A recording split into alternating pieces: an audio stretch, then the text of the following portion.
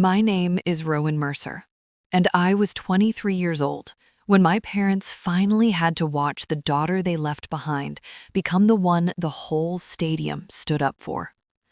2 weeks ago, I walked onto the graduation stage at Wexler University in front of nearly 3,000 people, while my parents sat in the front row, dressed for my younger sister's big day, holding flowers for her, smiling for her, waiting for her name to be called.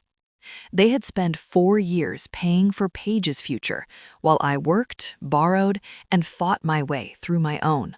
What they did not know, and what they never even thought to ask, was that I had transferred into the same university on a Whitmore scholarship, and that morning I was not there as an afterthought.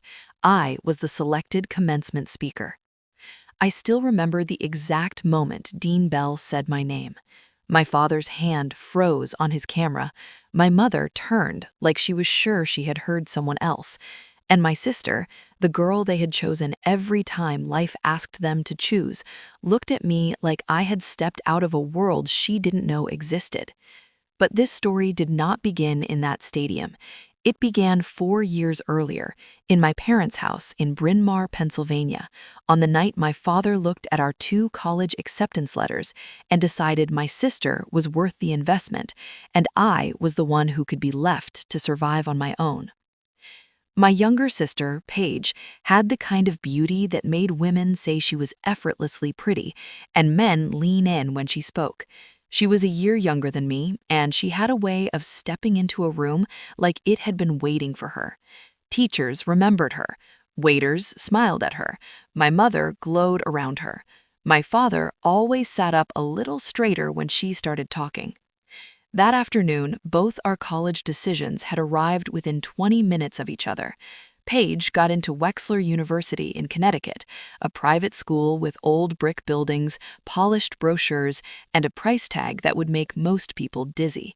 I got into Franklin State University in Newark, Delaware, a public school with a strong economics and public policy program, and none of Wexler's glamour.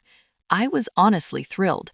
Franklin felt like a place built for work instead of performance, the kind of place where you can become sharp without also becoming decorative.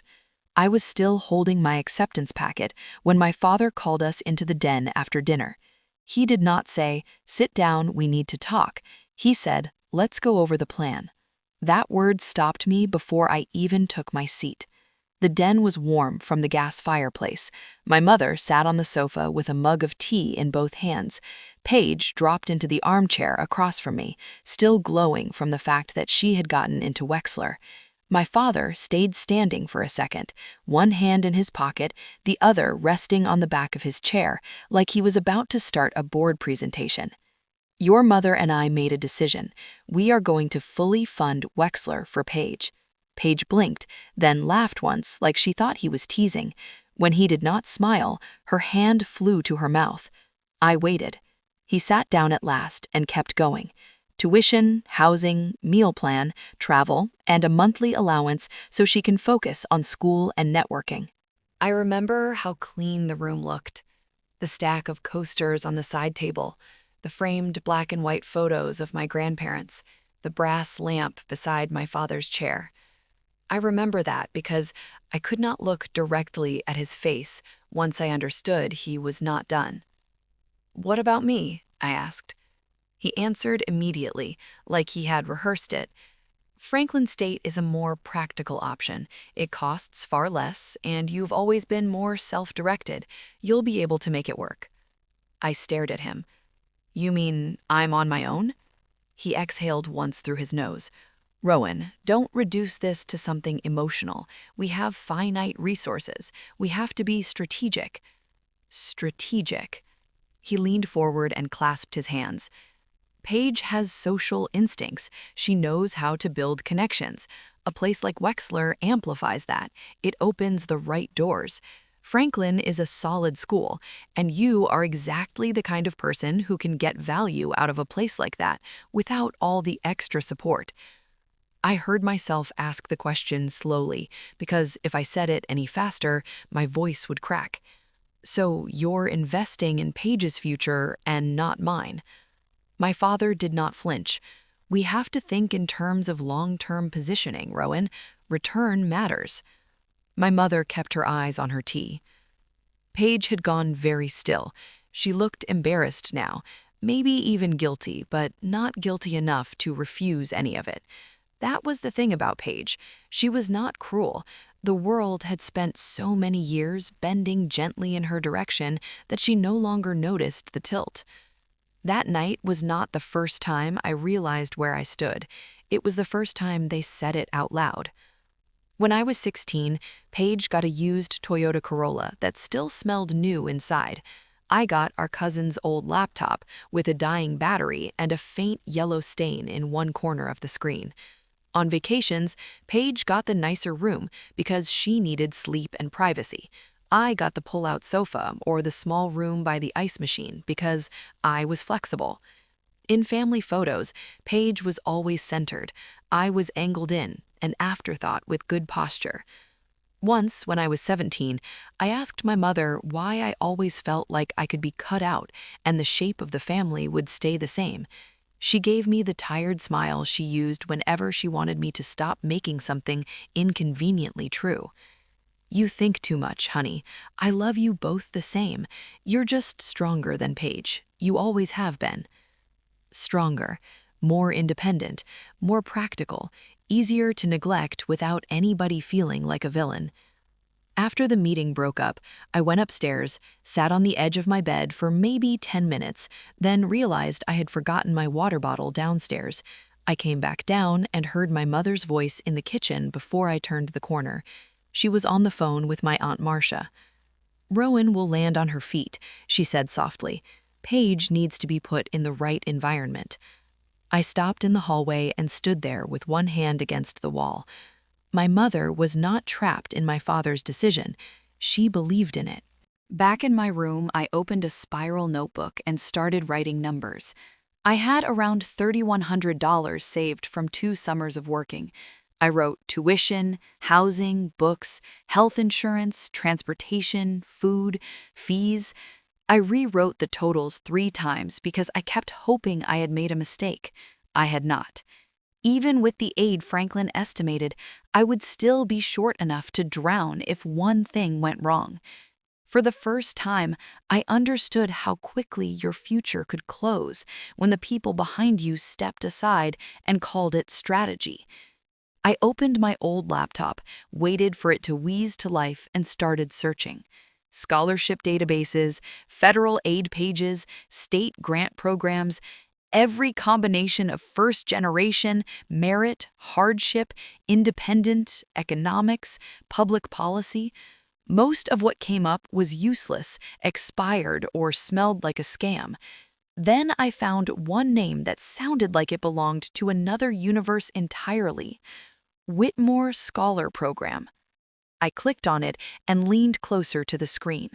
The website looked polished in that expensive, impossible way. All clean serif fonts and photos of students smiling under old brick archways. But the part that held me was not the branding. It was the eligibility page. Academic excellence, financial need, faculty recommendation, evidence of resilience and leadership, transfer opportunities through partner institutions for selected scholars. It sounded unreal, almost rude in how far away it felt from the room I was sitting in, with my cousin's old laptop humming hot against my knees, and my father downstairs washing his glass like nothing had happened. By August, I was in Newark. My room on the 2nd floor of the row house looked over a cracked parking lot and a chain-link fence behind a laundromat. The window stuck when I tried to open it. The mattress was thin, the desk was scarred with rings from somebody else's coffee cups, and the white paint on the closet door had peeled back at the edges in curling strips. I told myself I liked it because it was mine. The truth was, I liked it because no one could move me out of it by changing their mind. Carmen Vega was already there when I carried in my second duffel bag. She was 24, dark hair twisted up with a claw clip, one eyebrow raised like the world had to prove itself before she got impressed. "You Rowan, right?" "Yeah." She pointed down the hall with her thumb. "Bathroom door sticks. Hot water disappears if everyone showers after 7. If you eat my yogurt, replace it. Then she took my bag out of my hand and hauled it the rest of the way into my room before I could answer. Carmen worked early shifts at a coffee place near campus and took classes part-time after taking a semester off to work. She had a short way of speaking that somehow managed to be blunt without being cruel. In the first week alone, I learned she hated performative kindness, paid her bills in cash envelopes, and trusted exactly nobody who said everything happens for a reason. I liked her almost immediately. Franklin State started fast. Orientation, placement paperwork, work-study meetings, course confirmations, immunization records, login systems, tuition deadlines. Everyone around me seemed to have at least one parent on the phone helping them figure something out. Mine were answering me in fragments. To finalize my aid package, I needed tax documents and one additional verification form that had to come from my parents. I sent one email, then another, then a follow-up with the exact list copied into the body so my father would not have to open the attachment. Daniel wrote back 6 words. "Send me exactly what you need." I had already done that. My mother texted me 2 days later while I was on the bus to campus. "Busy with Paige's move-in this weekend. I'll look tonight." She did not. By the time I got called into the financial aid office, my stomach was in a knot so tight it made me nauseous. Leah Kim sat behind a desk with 2 monitors and a ceramic mug that said, "Ask me about deadlines." She looked over my file, then at me. "You're missing parent verification documents," she said. "If these are not uploaded by Friday, you lose the provisional institutional grant." I swallowed. "I know, I've been trying." "Trying how?" "Email, text, calls?" She nodded once, like she had heard versions of that before. "Do you have copies of the messages?" "Some." "From now on, keep all of them. Dates, times, follow-ups, everything. If you don't have a family that responds the way this system assumes families respond, then you need a paper trail. Otherwise, people will keep building your case around support that doesn't actually exist." She turned her screen slightly and walked me through an appeal note. Short and professional, no drama, no embarrassment, just facts. It was the first time somebody inside the system acknowledged what I had already started to suspect. College was not just built for students with money, it was built for students with someone standing behind them, answering forms, sending PDFs, catching details before they became disasters. I got the extension, barely. I worked opening shifts at the campus cafe 3 mornings a week. I shelved books and checked out reserve materials 2 evenings at the library. On weekends, if someone at the tutoring center canceled, I took the extra hours. I washed my clothes after 9 when the machines were cheaper. I photographed chapters from reserved textbooks instead of buying new copies. I waited until 10 minutes before closing at the campus market because that was when the marked-down sandwiches showed up in the cooler. I had a spreadsheet on my phone for everything: rent, transit card, detergent, coffee, printing credits, granola bars, cough drops, every dollar. And somehow, in the middle of all of that, I was good at school. Not just okay, good. In my introductory policy analysis class, I turned in a paper on municipal budgeting and got it back with a comment in the margin from Professor Judith Halburn. "You think farther than the assignment asks." I stared at that sentence for a full minute. Then my phone buzzed. "Mom says you never come home anymore. That's kind of sad." It was from Paige. No cruelty, no self-awareness either. Just that soft, polished thoughtlessness she could deliver without even realizing it cut. I locked my phone and slid another stack of books into place behind the circulation desk. Thanksgiving came, and I stayed in Newark.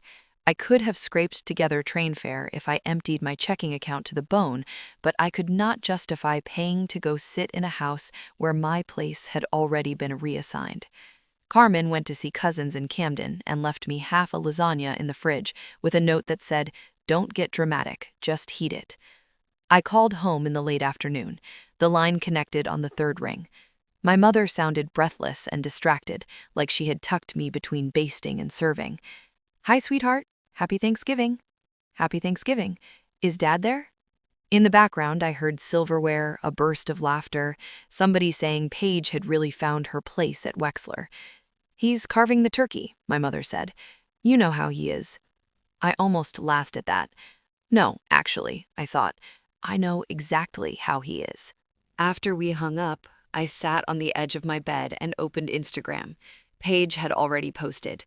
The table was glowing with candles and polished glasses and my mother's expensive linen runner.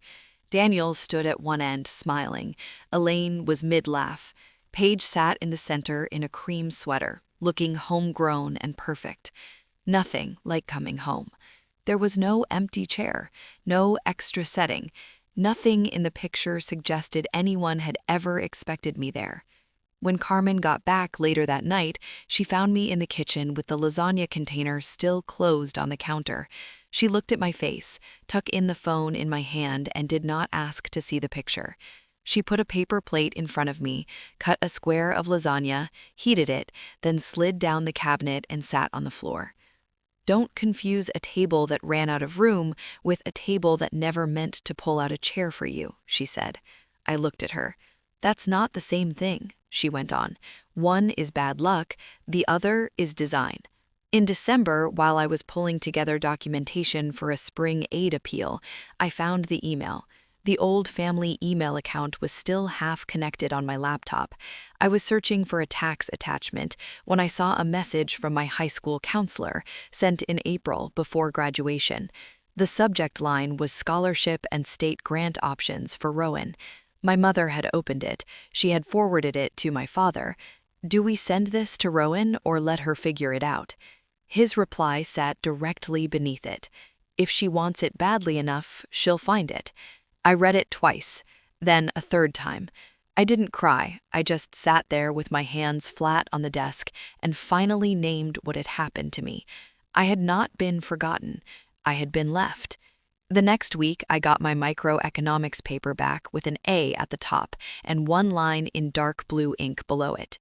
"Office, tomorrow." Professor Judith Halpern's office was on the third floor of Benton Hall, tucked at the end of a hallway that always smelled faintly like dust and radiator heat. I stood outside her door the next afternoon with my paper in one hand and my stomach tied so tight it made me feel stupid for being nervous. It was just an office hour. It was not an execution. But people did not get summoned by Judith Halpern unless they had either done something very right or very wrong, and I had no idea which one made me more uneasy. Her door was open. She sat behind a metal desk stacked with journals, yellow legal pads, and a ceramic mug with 3 pens standing in it like a warning. She looked up once, then tapped the chair across from her. "Sit." I sat. She lifted my essay, glanced at the first page, then at me. "Who taught you to write like this?" "No one. I just think that way." That answer might have sounded arrogant coming from somebody else. With me, it came out thin and honest. She watched me for a second longer. "How many hours do you work each week?" "Around 22, sometimes more." "How many hours do you sleep?" I gave a small shrug. "Depends on the week." "Who's paying for your education?" That question landed harder than the others. Not because it was rude, but because it was direct in a way almost nobody had been with me. Most people circled around things. They asked if I was adjusting, if I liked campus, if I was balancing everything okay. Nobody ever asked the question that mattered. "Me," I said. She leaned back in her chair. "Scholarships, loans, work, some grant money." "And your family?" My mouth went dry. "They're funding my younger sister. I'm at Franklin State because it made more financial sense for me to figure it out myself." She did not soften. She did not frown in sympathy. She only rested her fingertips against the paper. "Interesting," she said. Then, after a beat, "Being overlooked and being ordinary are not the same thing." That sentence stayed with me for days. Judith Halpern was not kind in any way people like to use that word. She never praised carelessly. She never told me I was inspiring. But after that meeting, she started pulling me aside after class, circling one line in my work and asking why I had chosen that argument, or handing back my paper with one note in the margin that forced me to sharpen everything I thought I knew. It was not warmth, it was recognition. Somehow, that felt even rarer. Spring of 2023 came down hard. Midterms stacked on top of opening shifts at the cafe, and two people got sick at work in the same week, which meant I picked up extra hours, because extra hours meant rent. By the end of March, I was sleeping in slices, 3 hours here, 90 minutes there, existing on coffee, protein bars, and whatever Carmen pushed across the kitchen counter when she saw me fading. One Thursday morning, I was steaming milk for someone's vanilla latte when the floor tipped under me. I woke up on the clinic bed with a paper blanket over my legs and a nurse taking my blood pressure again. The doctor came in 10 minutes later, glanced at my chart, and looked at me over his glasses. This isn't burnout in the poetic sense, Rowan. This is what happens when your body runs out of places to borrow from. Carmen drove me home in silence, one hand on the wheel, the other flicking the turn signal like she was annoyed at the whole world on my behalf. "You pass out again, and I'm texting your professor myself," she said. "You don't even know my professors. Then I'll send it to all of them and let God sort it out." Judith found out anyway. I never asked how. Maybe from attendance, maybe from a class coordinator, maybe because professors who have been doing their jobs for decades can smell a collapse before it happens. She sent me a short email asking me to come by her office the next day. When I got there, she already had a legal pad open. "Write down your weekly hours," she said. "Every class, every shift, every commute, every study block, everything you are pretending your body doesn't notice." I started writing. When I was done, she looked at the page for less than 5 seconds. "This is not discipline," she said. "This is chaos with a planner." I almost laughed, but I was too tired. Then she slid a printed sheet toward me. "Whitmore Scholar Program." I stared at it. "I know what it is." "No," she said. "You know the website version. I know the actual program. It is competitive, slow, and not built to reward self-pity. If you apply, you will need faculty recommendations, a record strong enough to hold up under scrutiny, clear writing, and an interview process that will punish vagueness.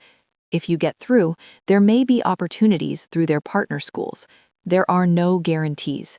There is no miracle here." I nodded. "What there is," she went on, "is this. You have substance, but substance is useless if you keep narrating your own life like you are apologizing for taking up space." I carried that line with me into every draft after that. By summer, I was rewriting essays at night after work, deleting half of them by morning. My first versions all sounded wrong, too careful, too humble, too much like someone trying to persuade a room full of strangers that she deserved to be tolerated. Carmen read one of them at the kitchen table with a bowl of cereal balanced on one knee. She got halfway down the second page, snorted, and handed it back. "This sounds like you're asking somebody to rescue you." "I'm not." "Then stop writing like you are. Write like you know what you're building." Leah Kim helped me tighten the hardship section, so it sounded factual instead of desperate. Dana Mercer in the honors office walked me through the kind of evidence people on scholarship boards actually trusted. Not just grades, impact, consistency, initiative that did not sound invented 5 minutes before the application deadline. So I picked up more hours at the Math and Policy Support Center, helping freshmen through problem sets and budget models, because I was good at it, and because it counted. Not everything moved upward. In early 2024, I applied for a local policy fellowship and got cut after the second round. I had quietly convinced myself I would get it. I did not. A week later, an advisor told me that because I had reduced my course load freshman year while trying not to drown financially, I would need one extra term to finish everything cleanly, even with summer classes and overloads later. I sat in that office, staring at the screen, while the advisor explained credit sequencing like it was no big deal. One more semester. It should have crushed me. Instead, it just settled over me with the dull weight of something that made too much sense. Money had already cost me enough. Of course, it was going to cost me time, too. That summer, my mother called and said she missed me. I went home for one weekend because some small, stupid part of me still reacted to those words. By Saturday afternoon, I was in the garage sorting donation boxes and folding table linens for one of her hospital events, while my father was away on business and Paige was doing a summer media program in Manhattan. At one point, one of my mother's friends drifted in carrying a tray of centerpieces and smiled at me. "Now, remind me, which school are you at again? I always mix the girls up." Elaine gave a light laugh while adjusting ribbons on a basket. "Rowan's at a good school in Delaware." That was it. Not Franklin State, not economics, not honors track, just a good school in Delaware, like I was an address she only half remembered. By October of 2025, I made the semifinal round for Whitmore. The final interview was in Manhattan. After rent, books, and my bus pass renewal, I had $863 in my account. I sat at the kitchen table staring at my banking app until Carmen yanked my laptop around and opened a bus site. "No," I said, "I can't ask you to cover anything." "This isn't charity," she said. "This is leverage." She found the cheapest overnight bus out of Wilmington, then looked up. "You made it this far.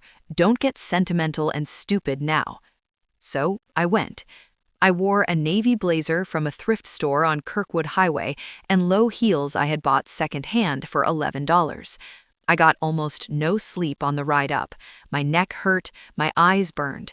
By the time I walked into the Whitmore Foundation building in Midtown, every candidate in the waiting area looked polished enough to have been assembled by committee. Crisp suits, leather portfolios, parents hovering nearby with coffees and encouragement. I looked down at my scuffed shoes, then at the glass doors ahead. For once, I didn't feel ashamed. I had come too far to confuse polish with worth. When the assistant called my name, I stood, straightened my blazer, and followed her down the hall. The conference room was colder than the lobby, and brighter in a way that made everything feel more exposed. 3 people sat at one side of a long table, folders open, water glasses untouched. They looked up when I came in. Not unkind, not especially welcoming either, just observant. I remember thinking that if I panicked now, it would not be because they were trying to intimidate me. It would be because this was the first room I had entered in a long time, where the next version of my life might actually be waiting. The interview itself blurred at first, then sharpened in pieces when I replayed it later. They asked about my coursework, about balancing work with school, about why public finance instead of something easier to package for donors and press releases. One woman with silver hair asked what I had learned from having to carry too much alone. I told her I had learned that scarcity is not abstract when you live inside it. It changes how you plan, how you choose, how much failure you can afford. One of the men asked what leadership looked like to me, and I said it was not charisma. It was what happened when someone else could breathe more easily because you had done your job well. Then they asked the question that mattered most. If selected, would you consider transferring to one of our partner institutions? I thought of glossy campuses, train stations, recruiters in New York, offices with skyline views. Then I thought of Paige at Wexler, my father's voice in the den, my mother saying I would land on my feet, like that meant she did not have to care how hard I hit the ground. "Yes," I said, "if it's the right academic fit." By late October 2025, I had my answer. I was sitting at the circulation desk in the library with a stack of returned books and a half-dead pen when the email came through. Whitmore Scholar Program. Decision notification. My fingers felt clumsy on the trackpad. I opened it twice because I did not trust my own eyes the first time. Selected. Not waitlisted, not finalist. Selected. My throat closed up so fast it hurt. I sat there staring at the screen while a student stood 3 feet away waiting for me to clear a hold on his account. I did it automatically, handed back his ID, and nodded when he thanked me, then looked back at the email like it might evaporate if I blinked too hard. The package was bigger than anything I had let myself imagine. Funding for my remaining tuition, a living stipend, advising support, and eligibility to apply to partner schools if both academic review and scholarship board approval aligned. It was not a free ticket, it was a door. I still had to walk through it myself.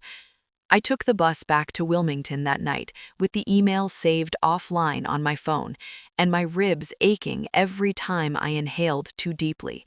Carmen was at the kitchen counter, slicing a tomato with the kind of concentration she usually reserved for people she disliked. "Well," she said without looking up, "either you got in or someone died." I held my phone out. She read the first few lines, set the knife down, and covered her mouth with the back of her hand. Then she looked at me and nodded once, hard, like she was confirming something to herself more than to me. "Good," she said. "Good.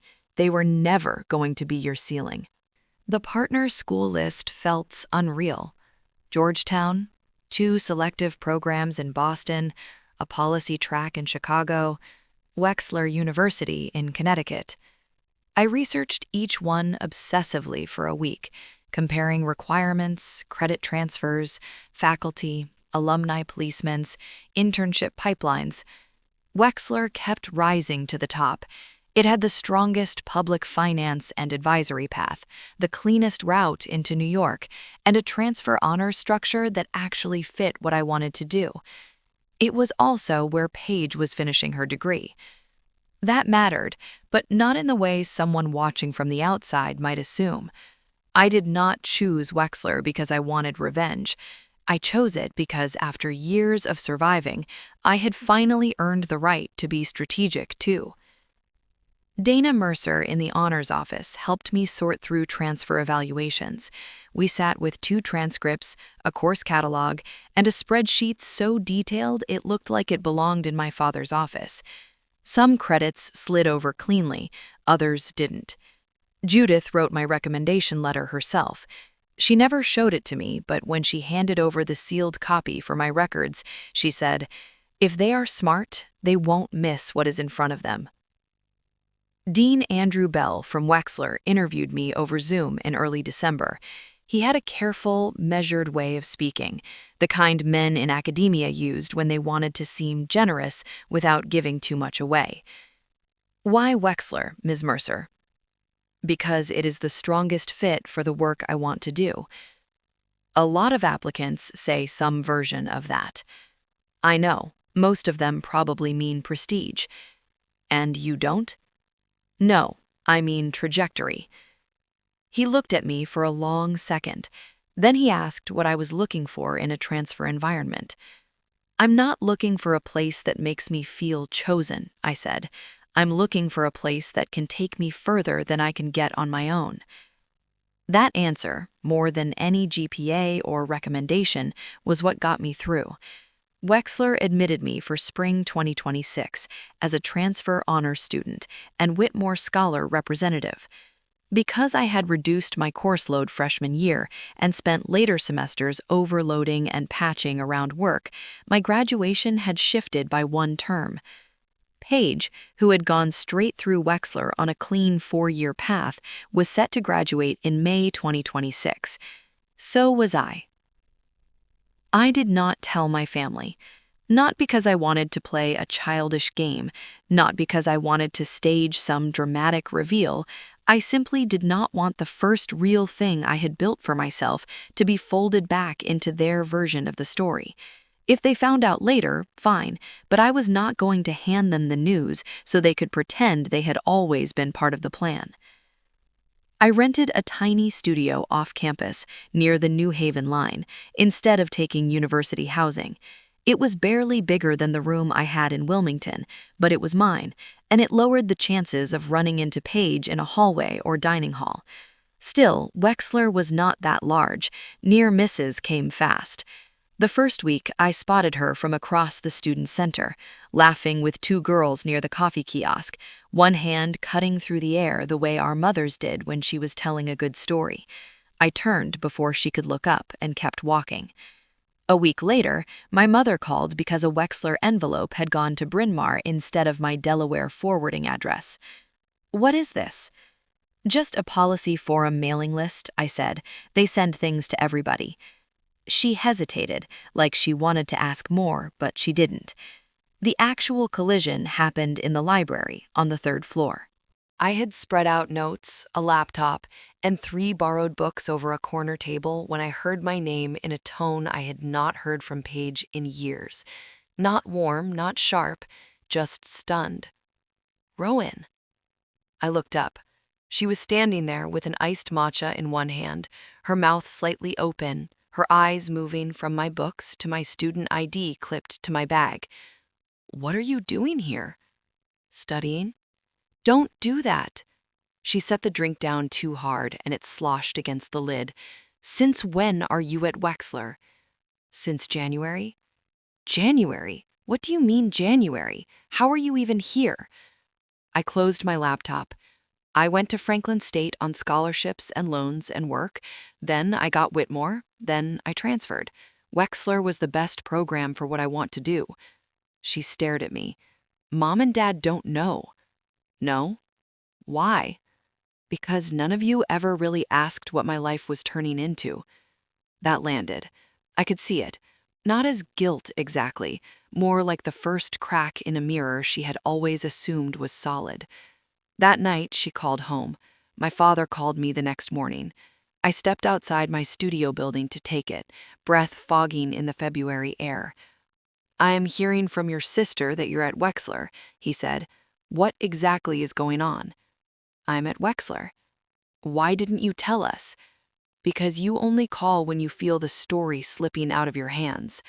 Silence. "That's unfair, Rowan." "Is it? 4 years ago, you allocated your resources the way you thought made sense. I'm still living inside that math." "This is family," he said. "We should have known." "Should have? Maybe. Wanted to know. Different question." He did not call back after that. A week later, one of my mother's Hospital Foundation friends apparently saw my name in a student honors newsletter and texted her something polite and admiring.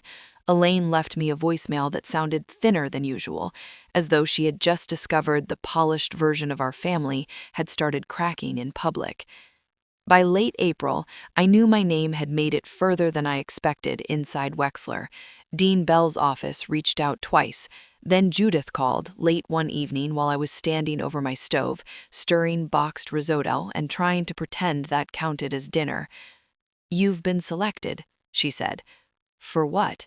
"The commencement address." I gripped the spoon harder. "Are you serious?" "I never joke about institutional decisions, Rowan."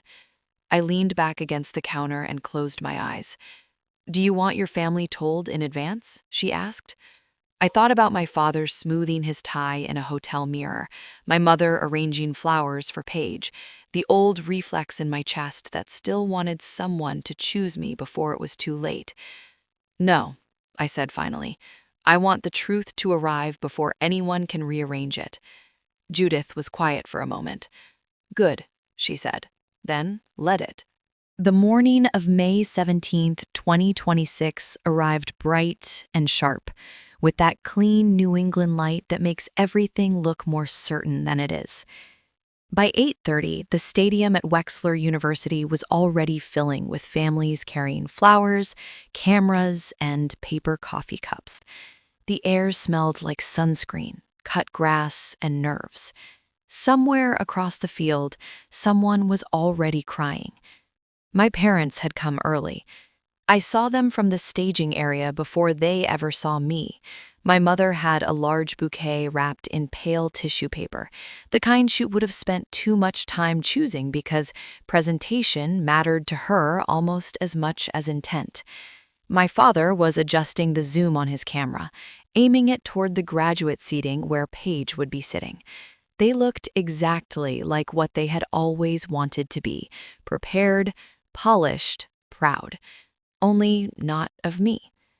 I was standing with the other speakers and honors students, my gown falling straight over the cords at my shoulders, the Whitmore scholar pin catching in the sun when I moved. The strange thing was, I didn't feel rage. 4 years earlier, I would have. 4 years earlier, I would have walked into that morning carrying every wound like a lit match. But standing there, I felt something quieter and stronger. Not peace, exactly, more like ownership. For once, the next few minutes belonged to me. The ceremony unfolded the way all ceremonies do: welcome remarks, applause, a faculty award, too many names, then a pause while Dean Andrew Bell stepped back to the podium with a card in his hand. "It is my honor," he said, "to introduce this year's selected commencement speaker, a transfer honors student whose academic excellence, resilience, and moral clarity have left a mark on this institution." I looked out toward the stands. My father was still focused on the wrong section. My mother was smiling toward where she thought Paige would eventually stand. "Please welcome Rowan Mercer." Even from that distance, I saw the exact second it reached them. My father's hand froze on the camera. My mother turned slightly, then fully, like she believed there had to be another Rowan Mercer somewhere in the stadium. Paige's head snapped toward the stage. Then I was walking. My heels clicked softly against the platform as I crossed toward the podium, and for a moment the whole place seemed to narrow into light, wind, and thousands of faces lifting in my direction. I adjusted the microphone, let the applause settle, and looked out at the crowd. "Some of us grow up in beautiful homes," I began, "and still learn what it means to feel removable, not unloved in ways other people can easily point to, but quietly misplaced, easily set aside, easy to admire from a distance, but not easy to choose when choosing costs something." The stadium went very still. There are people who get underestimated because they're loud, or reckless, or visibly struggling. But there are also people who get overlooked because they are capable, because they adapt, because they survive so well that everyone around them starts confusing survival with not needing anything. I could feel my mother crying before I actually saw it. I kept going. The most important lesson I learned in college was not how to push harder. It was how to stop handing other people the power to define my worth. Sometimes the greatest gift is not being chosen. Sometimes the greatest gift is being forced to build a life so deliberately that for the first time it is truly your own. A breeze lifted the edge of my gown. I am standing here today not because the right people finally noticed me. I am standing here because I stopped waiting for that to happen. When the applause came back, it hit hard. It rolled up from the field and the stands together, louder than I had expected, until people were on their feet, and I had to step back from the microphone just to breathe. My parents did not stand right away. That mattered less than it once would have. At the bottom of the steps, Arthur Whitmore was waiting, with one hand extended. He smiled in that easy, practiced way people in his position tend to have, except his eyes were warmer than I expected. "That was one of the strongest addresses we've had in years," he said. "You represented the program beautifully." "Thank you." He squeezed my hand once, then turned as someone from the board came to speak to him. Behind him, all around us, cameras flashed and families started moving toward the reception lawn. My father reached me first. "Why didn't you tell us?" He looked genuinely shaken, which would have felt satisfying if it didn't also make him seem, for the first time, smaller. Because every time you asked about my future, it was only when you thought you could still control it. His jaw tightened. That's not fair. No, I said. It wasn't. My mother stepped closer, tears tracking through her makeup. Rowan, I am so sorry. I looked at her for a long second. Sorry for what? For what happened or for having to see it from the front row? She flinched. Paige came up beside them, her cap in one hand, diploma case tucked against her hip. She looked pale, like all the air had gone out of the day she thought she was having. I didn't know everything, she said quietly. I know, that's part of the problem. My father glanced between us, then back at me. What do you want from us? Nothing, I said. That's the first peaceful thing I've felt in years. The words landed harder than shouting would have. I shifted the strap of my bag on my shoulder. I'm moving to New York in 2 weeks. I start at Northline Advisory Group on June 1st. I'm not coming home this summer. If you ever want to talk honestly, not to fix the story, not to make yourselves feel better, maybe I'll answer. Maybe I won't. My mother covered her mouth. My father looked like he wanted to argue, then realized there was nowhere left to put the argument. Around us, people kept stopping Arthur Whitmore to shake his hand, and one couple near the flower table turned toward my parents with bright, admiring smiles. You must be incredibly proud, the woman said. Neither of them answered quickly enough. That was enough for me. By June, I was in a studio apartment in Upper Manhattan with one narrow window facing a brick wall and a kitchen so small I had to turn sideways to open the lower cabinet. It was not glamorous. The subway screamed under my block at odd hours, and the first month at Northline Advisory Group felt like being dropped into a machine that never slowed down. My manager, Tessa Holloway, was efficient, sharp, and far too busy to be anyone's emotional anchor, which, oddly enough, I appreciated. She expected me to work, not perform gratitude. For the first time in my life, nobody in that city acted like they owned a single piece of me. In late August, my mother sent a handwritten letter, 3 pages, careful script, no dramatic declarations. She did not write that she had always loved me. She wrote that she had chosen ease too often, harmony too often, the version of our family that made social situations simpler, safer, prettier. She wrote that she saw now how many times silence had simply been another form of betrayal. I read it twice, folded it, and put it in my drawer. I did not answer right away. In November, my father called. His voice sounded older than I remembered. I was wrong, he said, about the money, about the way I saw you, about all of it.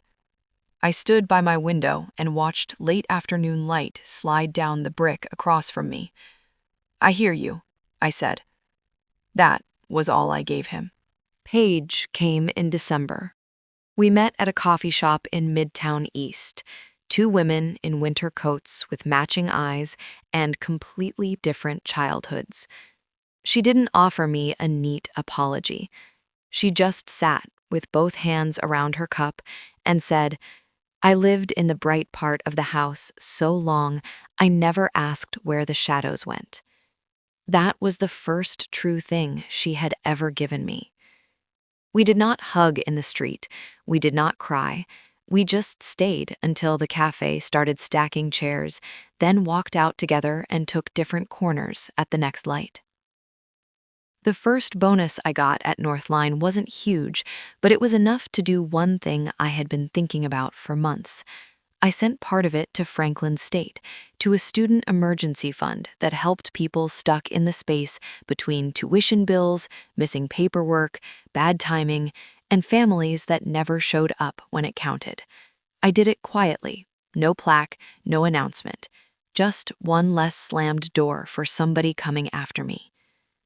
I used to think healing would look dramatic, a speech, a reunion, some final scene where everybody said exactly what they should have said years earlier. It didn't.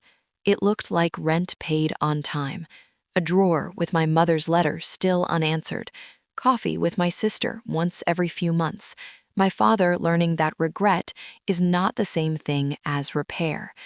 It looked like waking up and realizing the loudest part of my life was finally behind me. If you were in my place, would you forgive them? Or would you keep the boundary and keep walking? Tell me in the comments.